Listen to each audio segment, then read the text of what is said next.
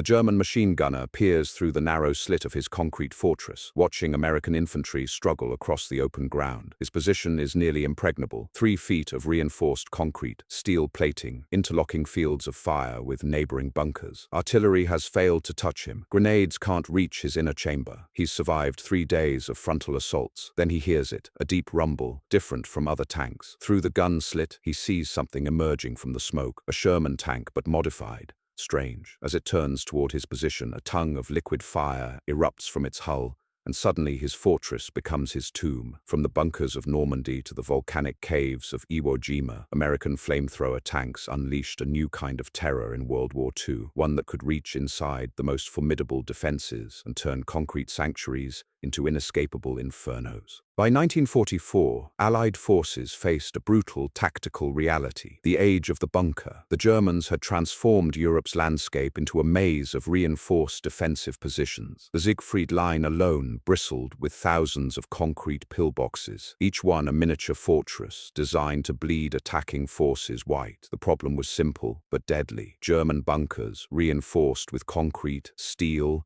and deep earthworks, withstood nearly everything conventional forces could throw at them. Artillery fire suppressed defenders but rarely collapsed these deeply dug positions. Grenades seldom reached the inner chambers. Rifle fire was utterly useless against 3-foot-thick concrete walls. Machine guns firing from these positions created interlocking fields of fire that made frontal attacks catastrophically expensive in American lives. In the Pacific, the situation was even worse. Japanese defenders transformed volcanic islands into labyrinths of caves and reinforced positions. On Saipan, Iwo Jima, and Okinawa, every ridge concealed bunkers connected by tunnels. Every cave mouth hid machine guns and artillery. Standard infantry tactics meant clearing these positions one by one at tremendous cost. American commanders needed something that could do what conventional weapons couldn't: reach inside these fortifications and force the defenders out. The answer came from an unexpected quarter: flame weapons. Previous field experience, notably by the Russians and to a lesser extent the Germans, had demonstrated that flame could project burning fuel directly into bunker apertures, suffocating defenders, consuming oxygen, and forcing quick surrender or death. As one army assessment concluded, a tank-mounted flamethrower, giving a larger volume of fuel and protection, would effectively reduce our casualties. The American flamethrower tank program produced several variants, each designed to bring fire to the battlefield with devastating effectiveness. The M4A3R3 Zippo became the main Sherman variant deployed in both Europe and the Pacific. The nickname came naturally after the popular American lighter and perfectly captured its purpose. These converted Shermans mounted flamethrower nozzles where the bow machine gun had been, though some variants integrated the flame projector into the main gun mounting itself. In the Pacific, the POACWSH-5 represented a dedicated design by the Chemical Warfare Service, purpose-built for island combat. Earlier still, Satan tanks, field modifications of M3 tanks, saw action in initial Pacific campaigns, proving the concept before standardized conversions arrived. The technology itself was brutally simple, yet remarkably effective. These tanks carried 170 gallons or more of thickened gasoline, what would become known as napalm or fuel oil mix, in pressurized internal tanks. The fuel was forced through a nozzle under tremendous pressure, creating a stream of liquid fire that could reach 60 to 150 yards, depending on the model and conditions. That's roughly the length of 1.5 football fields of flame. The system fired in short, devastating bursts. A typical engagement lasted seconds, 3 to 5 seconds of concentrated fire that could fill a bunker's interior with flame, consuming all available oxygen and incinerating anyone inside. Creating these weapons required unprecedented cooperation between military branches. Navy CBs, the Naval Construction Battalions, worked alongside the Army Chemical Warfare Service and Marine Tank Battalions to convert existing Sherman chassis. On islands like Iwo Jima, CBs streamlined the conversion process, transforming the initially over-engineered field modifications into efficient, reproducible designs. Dozens, then hundreds of Sherman tanks received the flame treatment, creating a specialized weapon system that would prove decisive in the war's final campaigns. The effectiveness of flamethrower tanks became legendary across multiple theaters, but nowhere was their impact more dramatic than in the Pacific campaigns of 1944 and 1945. To understand their true significance, we need to examine specific battles where these weapons proved decisive. Normandy represented the combat debut for many flamethrower tank crews. In the dense hedgerow country around Sainte-Mère-Église, American forces encountered a landscape perfectly suited for defense. Each hedgerow, ancient earthen banks topped with thick vegetation, formed a natural fortification. The Germans had reinforced these with concrete bunkers, creating defensive positions that channeled American attacks into killing zones. Standard Sherman tanks struggled in this terrain. Their guns could blast holes in hedgerows, but machine gun positions remained intact behind meters of earth and vegetation. Infantry assaults across open fields between hedgerows resulted in catastrophic casualties. The tactical stalemate threatened to bog down the entire Normandy campaign. Flame tanks changed the equation. When a Zippo approached a hedgerow strongpoint, it didn't need to penetrate the earthworks. The flamethrower stream arced over the obstacle, landing in the defensive position beyond. Defenders faced an impossible choice: stay and burn, or flee into the open where supporting American infantry waited. Most chose to flee. Some succeeded. Many didn't. The psychological effect was immediate and dramatic. German soldiers who had held positions against repeated infantry assaults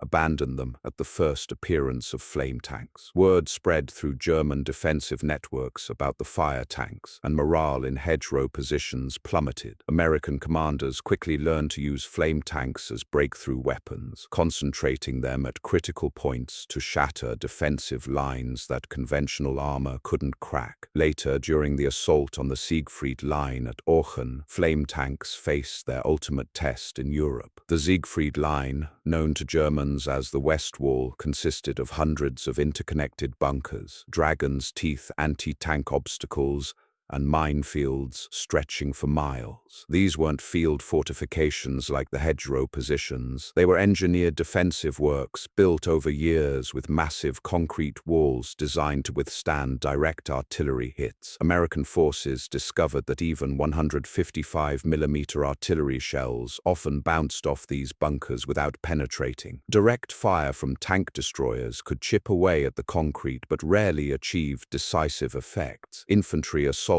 resulted in horrific casualties as interlocking fields of fire cut down attackers before they could reach the bunkers. Flame tanks provided the solution, though not without cost. The bunkers' firing slits were narrow and positioned to provide maximum defensive coverage while minimizing exposure. Flame tank crews had to maneuver their vehicles to angles where they could project fire directly through these apertures, often exposing themselves to anti-tank fire in the process. Many flame tank crews died attempting these maneuvers, but when the tactic succeeded, the results were devastating. Flame projected into a bunker's interior created an inferno that consumed all available oxygen. Defenders who weren't immediately incinerated suffocated as the fire consumed the air they needed to breathe. The psychological horror of this death drove many German soldiers to surrender at the mere approach of flame tanks, without waiting for the fire itself. If Europe tested flamethrower tanks, the Pacific perfected them. The volcanic islands and coral atolls of the Pacific campaign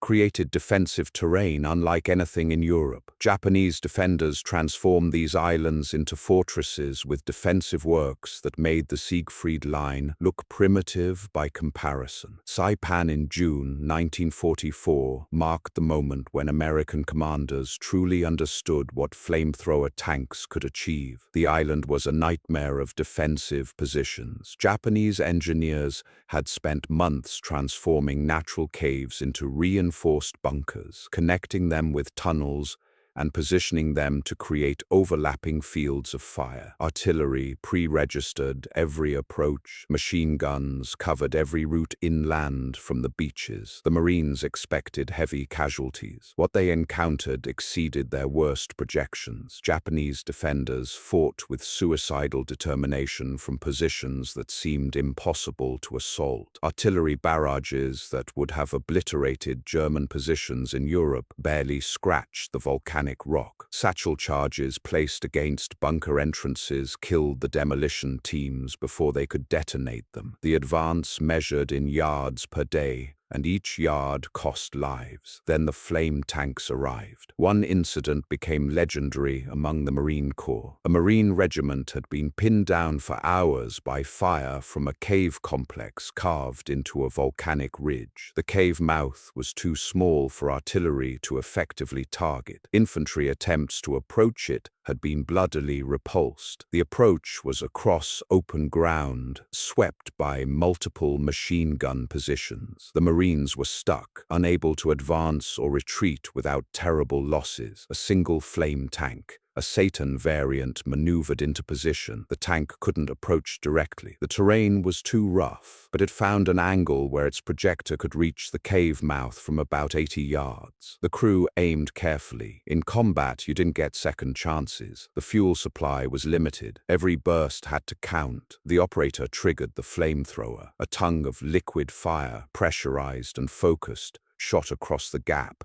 and into the cave mouth. The first burst lasted perhaps 4 seconds. It looked like the stream of water from a fire hose, except this was burning gel, traveling at tremendous velocity. The flame disappeared into the darkness of the cave entrance. For a moment, nothing happened. Then smoke began pouring from the cave mouth. Thick, black, choking smoke. The tank fired again. Another burst, ensuring the fire reached deep into the cave complex. Marine infantry watched, weapons ready, covering the cave entrance and surrounding positions. Then they came. Japanese soldiers erupted from the cave mouth, dozens of them, running blindly, uniforms smoking, trying to escape the inferno consuming their position. The accounts describe approximately 200 defenders fleeing the flames. They ran directly into covering machine gun fire from Marine positions. It was slaughter, but it was deliberate slaughter. This was the tactical pattern that emerged. Flame tanks forced defenders into the open, where conventional weapons could engage them effectively. As one witness reported, whenever the Marines and infantry were held up, flamethrower tanks were called. The Japanese ran in terror from the flamethrower fire into machine gun fire. This wasn't isolated to one incident. Across Saipan, the pattern repeated. Marines called for flame tanks whenever resistance stiffened. The tanks would advance, supported by infantry and conventional armor. They would identify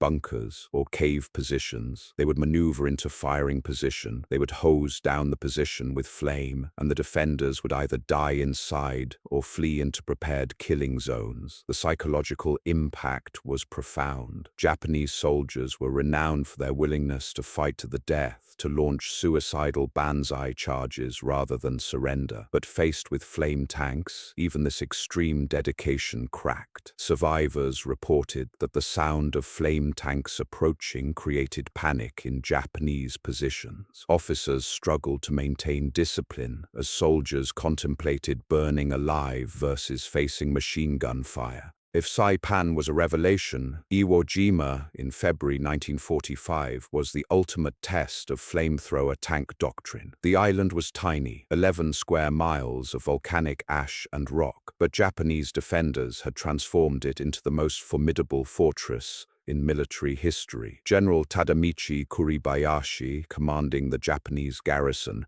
had spent months creating a defensive masterpiece. The numbers tell part of the story. Japanese engineers had dug 11 miles of tunnels connecting over 1,500 defensive positions. These weren't simple foxholes or trenches. They were multi-level complexes carved into volcanic rock with multiple entrances and exits, ventilation systems, storage chambers, and quarters for troops. Artillery was positioned in reinforced caves that allowed guns to be rolled forward to fire, then pulled back into cover before American counter-battery fire could arrive. Bunkers were positioned to create mutually supporting fields of fire. If Marines attacked one bunker, they exposed themselves to fire from 3 or 4 others. If they tried to flank a position, they entered killing zones covered by machine guns in concealed positions. Every yard of terrain had been analyzed, every approach route covered. Kuribayashi had created a defensive system designed to inflict maximum casualties on attacking forces. The Marine Corps knew Iwo Jima would be costly. Intelligence had identified many of the defensive positions. Pre-invasion bombardment pounded the island for days. Navy pilots dropped bombs. Battleships fired thousands of shells. When the Marines landed on February 19,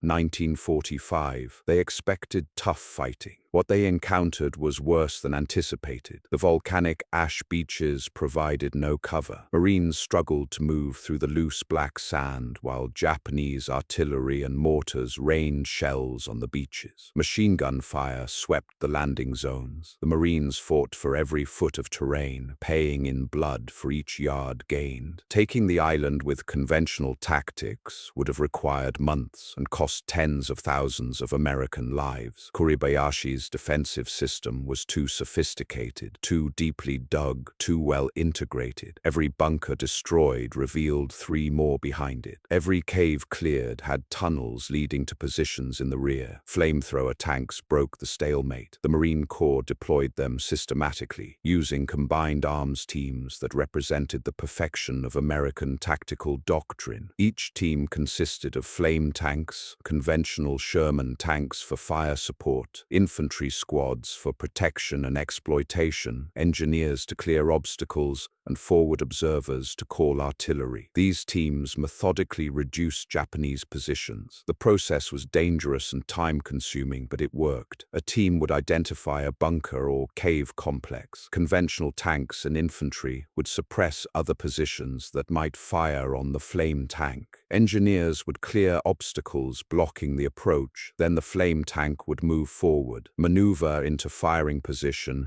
and unleash its weapon. The Marine Corps operated flame tanks continuously throughout the 36-day battle. The 4th and 5th Marine Divisions both had dedicated flame tank platoons that worked around the clock. Crews would engage positions until their fuel was exhausted, then fall back to rearm and refuel while fresh flame tanks moved forward. It was industrial-scale application of a specialized weapon, and it worked. Nearly every major Japanese strongpoint on Iwo Jima was breached by tank flamethrower teams. The famous photograph of Marines raising the flag on Mount Suribachi captures an iconic moment, but flame tanks made that moment possible. The defenses on Suribachi, a honeycombed volcano with positions carved into solid rock, fell to systematic application of flame and combined arms tactics. The official USMC assessment was unequivocal. The Marine Corps said the flamethrower tank was the best weapon they had in the taking of Iwo Jima. This wasn't hyperbole or propaganda. After-action reports and tactical analyses consistently emphasized the decisive role flame tanks played. Without them, casualties would have been substantially higher,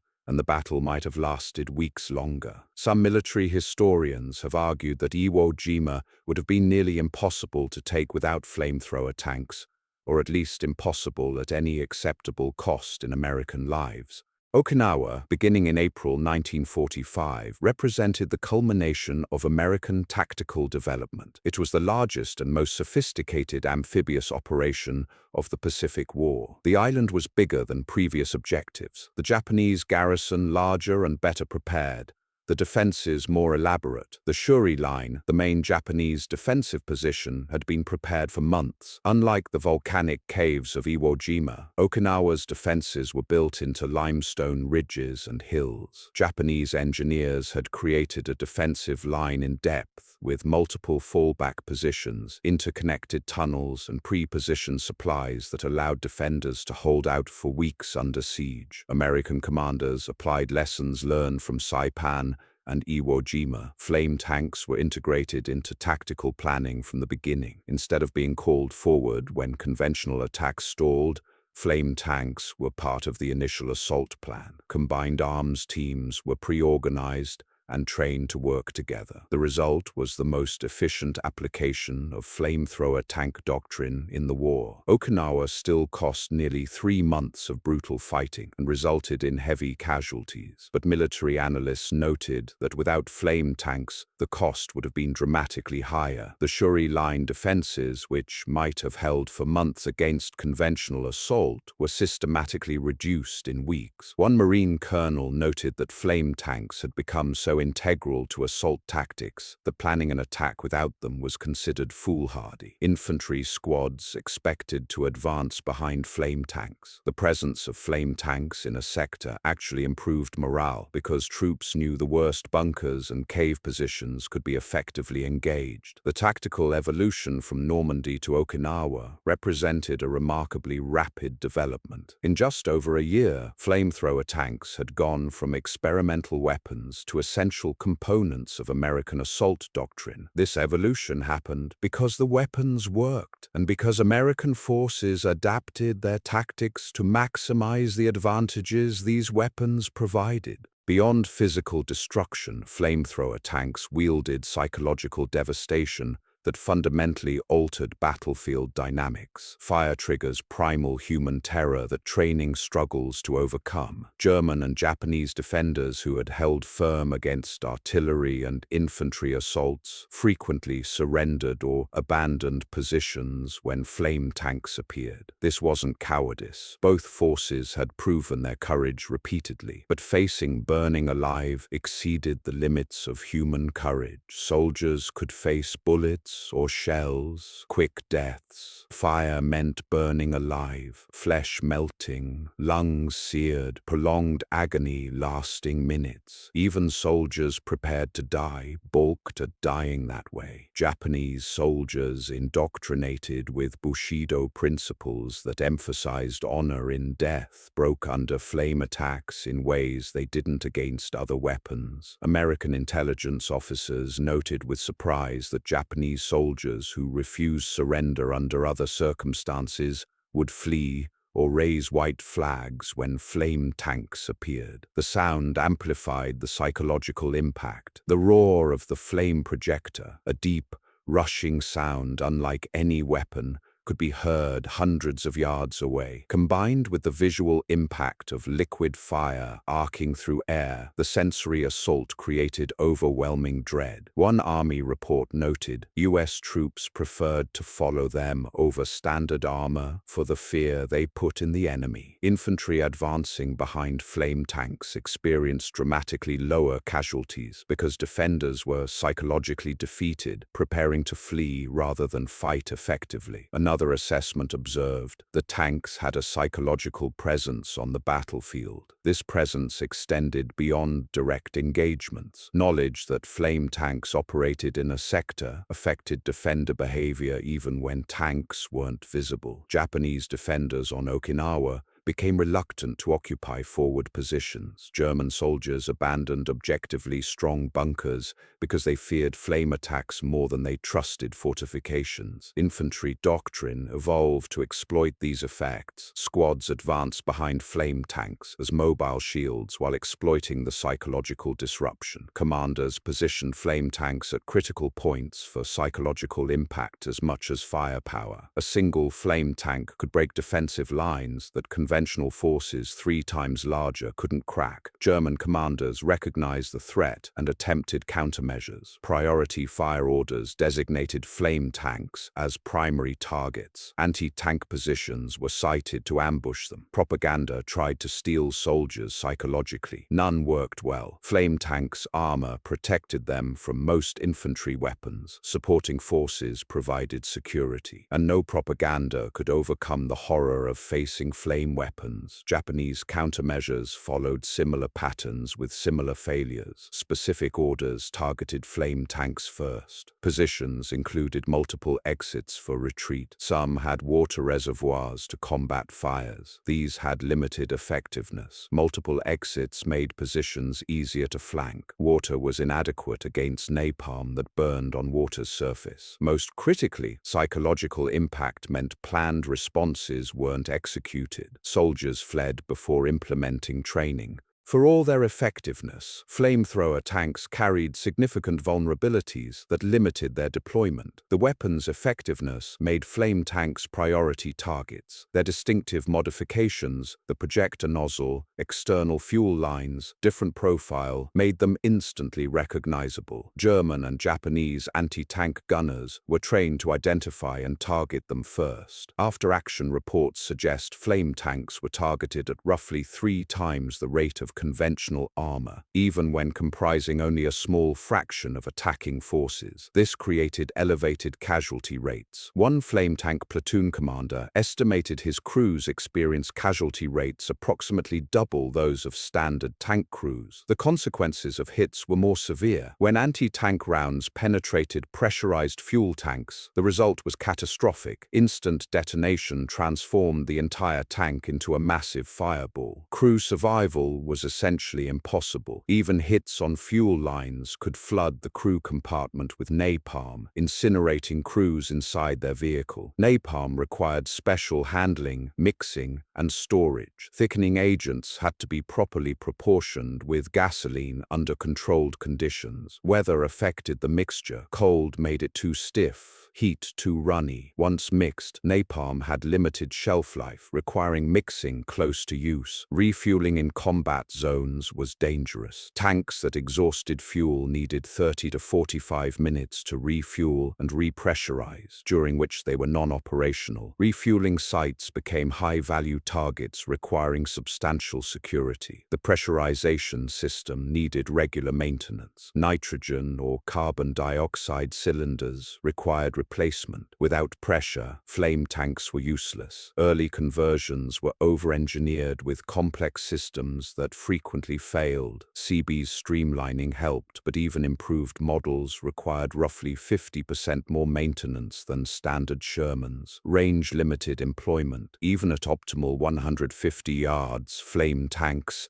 had to close with enemy positions, exposing themselves to maximum danger. Weather imposed constraints. Rain affected projection and combustion. Wind blew flames off target. Fog reduced visibility. Terrain was problematic. Soft sand reduced mobility. Rocky volcanic terrain damaged tracks. Limited fuel capacity created constant constraints. With only 30 to 60 seconds of firing time, every burst represented significant combat capability. Flame tanks couldn't provide suppressive fire or area denial. Every engagement required precise planning and execution. Early experiments with lighter vehicles like LVTS proved inadequate, lacking armor to survive approaches and carrying too little fuel. Some early conversions suffered catastrophic failures from mechanical problems rather than enemy action, creating reluctance until designs became reliable. By 1945, military analysts reached consensus. Flamethrower tanks had become one of the most important solutions in American tactics. In Pacific campaigns, these weapons cleared thousands of fortified positions while significantly reducing American casualties. From Iwo Jima, nearly all Japanese strongpoints fell to tank flamethrower teams. Casualty comparisons tell the story. At Peleliu, conducted before flame tanks were widely available, the 1st Marine Division